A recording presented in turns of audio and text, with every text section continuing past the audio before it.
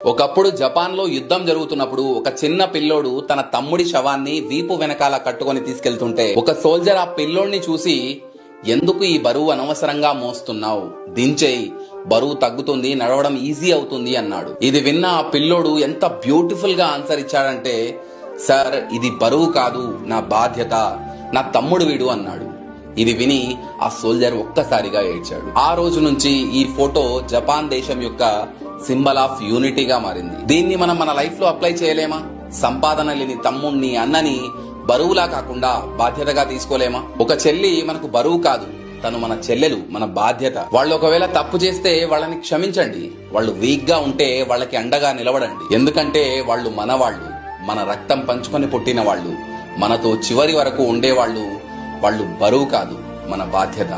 రక్తం పంచుకొని ఒకటే ఇంటిలో జన్మను ఎత్తి కూడా పెరిగిన అన్నదమ్ములైన అక్క చెల్లెళ్ళైన వేడుక ఏదైనా జరిగితే తప్ప కలుసుకోవడం జరగదాయే.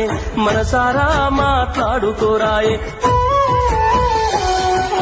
భోజనాలకు గంట ముందు వచ్చి పని ఏదో ఉందన్న సాకుతోటి మొక్కువడిగా భోజనం అయిన వెంటనే ఉంటామంటూ వెళ్లిపోవుడాయే. కనతల్లిదండ్రులను పలకరించే తీరిక లేని సంపాదనాయే. కనతల్లిదండ్రులను పలకరించే తీరిక లేని సంపాదనాయే. ఆనాటి ప్రేమలు ఏమాయరో, బంధాలు బంధుత్వమెటుబాయరా. డబ్బు బంధాలే మిగిలేనురో, మనుషులే దూరమయ్యేనురా.